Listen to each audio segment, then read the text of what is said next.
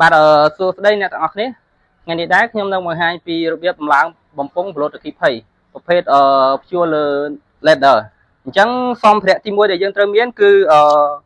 នេះតពួករបស់វាមួយហើយមានប្រភេទតពួកមួយទៀតសម្រាប់ព្យួរវាហើយយើងត្រូវការកូនសោមានដូចជាសោ17ឬក៏ធូលយើង1សែនអញ្ចឹងមកដើម្បីងាយស្រួលក្នុងការមួលខ្ចៅព្យួរវាអញ្ចឹងបន្តមកទៀតខ្ញុំតម្លើងអានេះទៅកាន់បំពង់ប្លុត20របស់យើង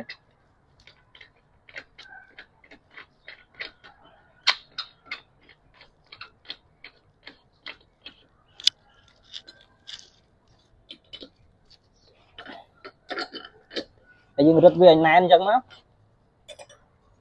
បាទអញ្ចឹងបន្ទាប់ពីខ្ញុំបានតម្លើងសម្ភារៈគ្រប់គ្រាន់ទៅកាន់បំពង់ប្លុត20របស់យើងរួចរាល់ហើយខ្ញុំធ្វើការតម្លើងវាទៅក្នុងទីតាំងបោះសាយរបស់យើងម្ដងបាទអញ្ចឹងចំពោះការរើសទីតាំង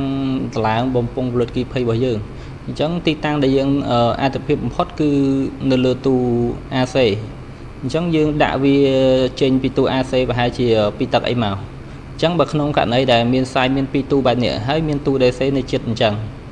មានទូទាបមួយហើយទូខ្ពស់មួយអញ្ចឹងខ្ញុំជ្រើសរើសយកចន្លោះទូ AC V5 ហើយនិងទូ DC នេះអញ្ចឹងខ្ញុំជ្រើសរើសយកទីតាំងមួយនេះមកបាទអញ្ចឹងបន្ទាប់ពីខ្ញុំបានជ្រើសរើសទីតាំងរួចរាល់ខ្ញុំធ្វើការចាប់តពួកជាមួយនឹងជើងរែករបស់វាម្ដងនេះអញ្ចឹងខ្ញុំយកតពួកនឹងយកទៅមួលនៅត្រង់ចំណុចកណ្ដាលរបស់វាមកនេះហើយបន្ទាប់មកទៀតខ្ញុំមួលខ្ចៅមួយទៀតមកដើម្បីរឹតវាឲ្យណែនមកនេះមើលរៀងតឹងល្មមហើយខ្ញុំយកសោលេខ17យកមករឹតវាបន្ថែមទៀតហើយខ្ញុំសេរីវាអាកន្លែងលើកដាក់នេះឲ្យវាមកបែរមកខាងមុខអាកន្លែងតពួកវាហ្នឹងឲ្យវាងាយស្រួលក្នុងការយកបំពង់ប្លុត20របស់យើងយកមកដាក់នេះអញ្ចឹងបន្ទាប់មកខ្ញុំយកបំពង់ប្លុត20ដែលខ្ញុំបានតម្លើងរួចរាល់ហ្នឹងយកទៅធ្វើលើវាមកហើយខ្ញុំបែរតនិចនីលការបស់វាហ្នឹងឲ្យវាមកខាងមុខនេះយើងស្រីមើលទៅមកល្មមយើងងាយស្រួលក្នុងការមើលមក